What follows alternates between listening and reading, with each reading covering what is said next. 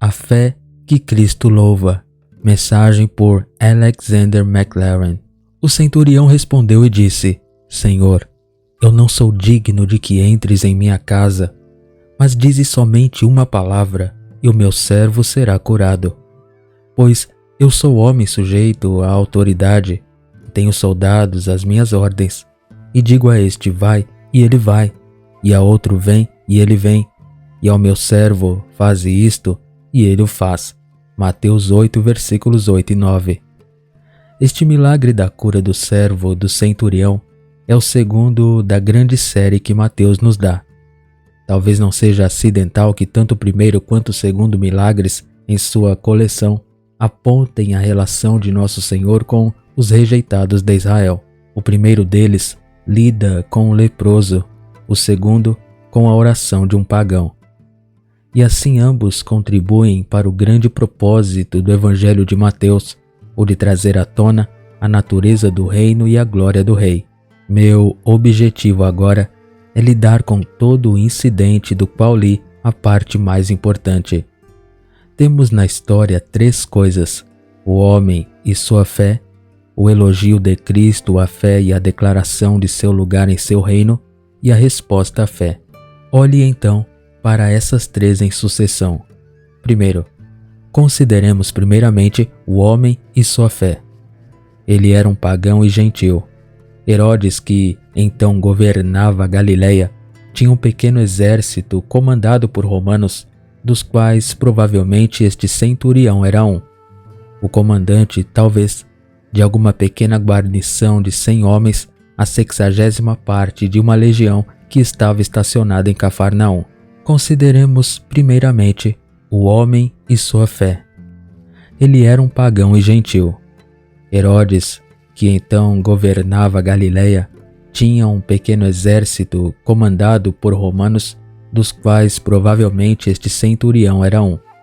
O comandante talvez de alguma pequena guarnição de 100 homens, a 60ª parte de uma legião que estava estacionada em Cafarnaum. Se olharmos para todas as características de seu caráter que aparecem na história, obtemos uma imagem muito amável de um coração muito mais terno do que se poderia supor que batesse sob a armadura de um soldado mercenário pronto para intimidar um povo taciturno. Ele ama nossa nação, dizem os anciãos dos judeus, não certamente por causa de sua amabilidade, mas por causa da revelação que possuíam, como muitos outros naquela era estranha e inquieta quando nosso Senhor veio. Este homem parece ter se cansado da vacuidade do paganismo e ter tateado em busca da luz. Seu serviço militar o colocou em contato com o judaísmo e seu monoteísmo, e seu coração saltou para isso como a coisa que ele estava buscando. Ele construiu uma sinagoga para nós, expressando assim sua adesão, ou pelo menos sua elevada estimativa da adoração que era realizada ali. Assim como se um oficial inglês na Índia fosse, em alguma pequena vila ou outra, consertar um templo em ruínas, ele ganharia os corações de todas as pessoas, porque elas pensariam que ele estava se convertendo ao brahmanismo. Então, esse soldado era sentido como estando mais próximo dos judeus do que sua posição oficial poderia ter sugerido. Então, havia nele uma bela bondade humana que nem a vida militar áspera, nem aquele descuido com o escravo, que é um dos piores frutos da escravidão, foram capazes de azedar ou destruir. Ele estava eternamente ansioso por seu servo, que, de acordo com a expressão de Lucas, era querido para ele. Então temos como coroa de toda a beleza de seu caráter a humildade de espírito que a pequena e breve autoridade com a qual ele estava vestido não havia envaidecido. Não sou digno de que entres em minha casa. Essa humildade é enfatizada na versão da história de Lucas, que é mais detalhada e particularmente precisa do que o relato resumido de Mateus. Por meio dela, aprendemos que ele não se aventurou a vir pessoalmente, mas enviou seus mensageiros a Jesus. Se tomarmos a versão de Mateus, a outra característica adorável. Ele não pede a Cristo para fazer nada. Ele simplesmente espalha a necessidade diante dele, na confiança de que seu amor compassivo está tão perto da superfície, tão perto que certamente fluiria mesmo com aquele leve toque. Ele não prescreverá. Ele conta a história e deixa tudo para ele. A resposta de Cristo, eu virei e o curarei, pulsa com a consciência do poder e é gentil com ternura, rápida para interpretar desejos não ditos e não lenta para responder, a menos que seja para o bem do desejante ser recusado. Quando lhe pediram para ir, porque o solicitante considerou que sua presença era necessária para que seu poder tivesse efeito, ele recusou. Quando ele não é convidado a ir, ele se oferece para fazê-lo. Ele é movido a ações aparentemente opostas pelo mesmo motivo, o bem do peticionário, cuja fé fraca ele fortalece pela recusa, cuja fé forte ele confirma pela aquiescência. E essa é a lei de sua conduta sempre, e você e eu podemos confiar nela absolutamente. Ele pode dar ou reter o que desejamos. Em ambos os casos, ele estará agindo para que nossa confiança nele possa ser aprofundada. Isso nos leva à concepção notável e única da maneira de trabalhar e poder de nosso Senhor, a qual este centurião dá expressão. Eu também, pois o verdadeiro texto de Mateus tem esse também, como mostra a versão revisada, eu também sou um homem sob autoridade, tendo soldados sob meu comando, e digo a este homem, vai e ele vai, a outro vem e ele vem, ao meu servo faze isto e ele o faz. Fale apenas uma palavra e meu servo será curado. Um centurião provavelmente entenderia o poder de uma palavra de comando. Todo o seu treinamento lhe ensinou a onipotência da vontade expressa do general autoritário, e embora ele fosse apenas um oficial sobre uma pobre 60ª parte de uma legião, ainda assim, em alguma medida limitada, o mesmo poder estava nele e sua palavra podia garantir submissão sem hesitação. Uma coisa boa sobre o comércio diabólico da guerra é que ele ensina o poder da autoridade e a virtude da obediência absoluta. E mesmo sua profissão, com toda sua rudeza e maldade, havia ensinado ao centurião esta preciosa lição, uma joia que ele havia encontrado em um monturo, a lição de que, dada a autoridade dos lábios, uma palavra é onipotente. O comandante fala e a legião vai, mesmo que seja para se lançar à morte. Então ele se volta para Cristo. Ele quer paralelizar ou contrastar sua subordinação e a posição de Cristo. O também, que, como observei, a versão revisada substituiu corretamente no texto aqui, é a favor da suposição anterior de que ele quer paralelizar a posição de Cristo com a sua. E é muito mais natural supor que um homem pagão com pouco conhecimento de Cristo e das profundezas da revelação divina no passado deveria ter alcançado a concepção de Jesus como possuidor de uma autoridade real, mas subordinada e derivada, do que supor que ele havia compreendido, naquele estágio inicial, a verdade que os amigos mais próximos de Cristo levaram muitos anos para entender e que alguns deles ainda não entendem, a saber, que Cristo possuía como seu poder o que ele exercia.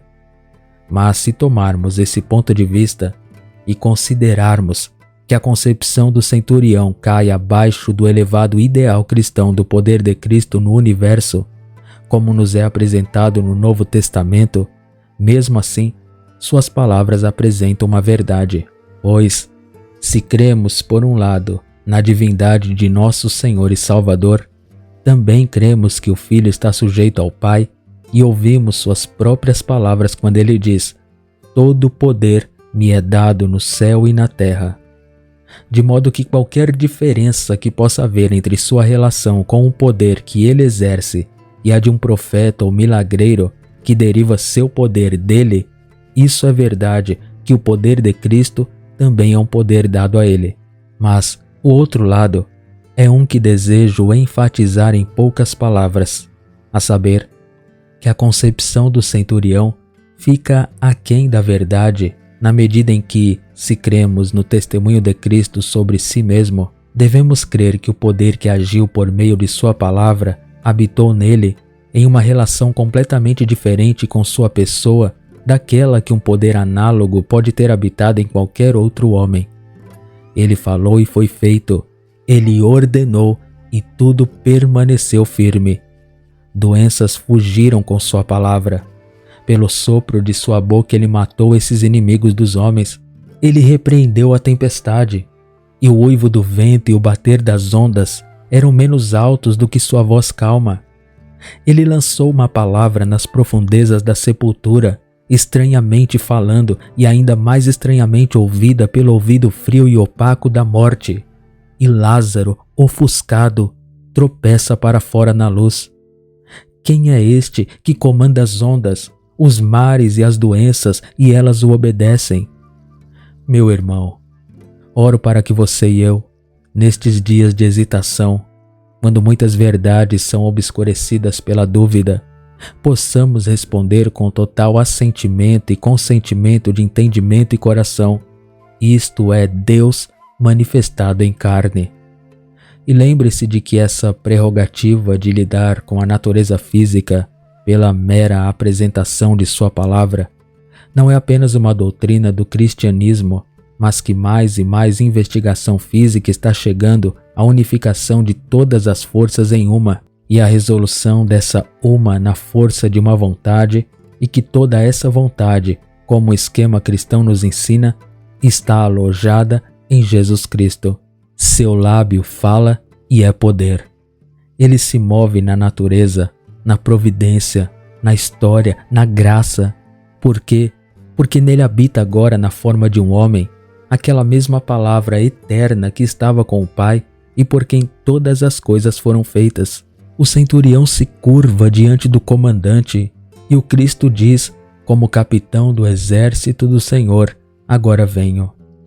Tal então é a fé deste soldado ensinada a ele pela legião. Segundo, agora uma palavra a respeito do elogio de nosso Senhor à sua fé. Jesus Cristo aceita e endossa a estimativa do centurião sobre ele, assim como ele sempre aceita o lugar mais alto oferecido a ele. Ninguém jamais ofereceu a Jesus Cristo honras que ele reservou. Ninguém jamais trouxe a ele uma confiança que ele dissesse ser excessiva ou mal direcionada. Fale a palavra e meu servo será curado, disse o centurião. Contraste a aceitação de Cristo dessa confiança em seu poder com o de Elias. Sou eu um Deus para matar e fazer viver, para que me envie este homem para curá-lo de sua lepra?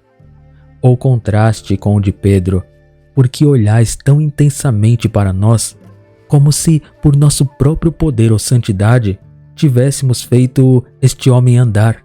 Cristo toma como sua toda a honra, amor e confiança que qualquer homem pode dar a ele, seja um apetite exorbitante por adulação ou a manifestação da divindade consciente. E ele se maravilhou. 2 vezes lemos nas Escrituras que Cristo se maravilhou. Uma vez com a fé pagã, tão fortemente desenvolvida, com tão poucas vantagens de cultura, uma vez com a descrença judaica, tão fraca e infrutífera, após tanto gasto de paciência e cuidado. Mas, passando disso, observe o quanto está nessas palavras tristes e ainda assim atônitas dele. Em verdade vos digo que não encontrei tamanha fé, nem mesmo em Israel. Então ele veio buscando fé desse povo de quem Deus cuidou durante séculos. O único fruto que ele desejava era a confiança nele. É isso que ele está buscando em nós. Não vidas de profissão, nem ortodoxia de concepção, nem mesmo frutos no trabalho, mas antes de tudo isso, e produtivo de tudo que é bom em qualquer um deles, ele deseja encontrar em nossos corações a confiança da criança que se lança totalmente em sua palavra onipotente e tem certeza de uma resposta. A fé deste homem era grande, grande na rapidez de seu crescimento, grande nas dificuldades que havia superado, grande na clareza de sua concepção, grande na firmeza de sua afeição, grande na humildade com a qual era acompanhada. Tal fé ele busca como o viajante sedento busca uvas no deserto, e quando ele a encontra crescendo em nossos corações, então ele fica satisfeito e feliz. Ainda mais é trazida à tona a dignidade da fé como sendo não apenas o grande desejo do coração de Cristo para cada um de nós, mas também como sendo o único meio de admissão no reino. Eu vos digo que muitos virão do Oriente e do Ocidente e se assentarão com Abraão, Isaque e Jacó no reino dos céus, mas os filhos do reino serão lançados nas trevas exteriores. Estranho que Mateus, o evangelho judaico, registra esse dito. Estranho que Lucas, o evangelho humano universal, o omita. Mas era relevante para o grande propósito de Mateus deixar bem clara essa verdade que a nação estava esquecendo e que era fel e absinto para eles, que a descendência hereditária e os privilégios externos não tinham poder para abrir a porta do reino de Cristo para qualquer homem, e que a única coisa que tinha era a única coisa que o centurião possuía e os judeus não, uma simples confiança naquele Senhor divino. Meus irmãos, há muitos de nós que atribuem precisamente o mesmo valor que esses judeus atribuíram, em formas ligeiramente diferentes, à conexão externa com a religião e as instituições religiosas.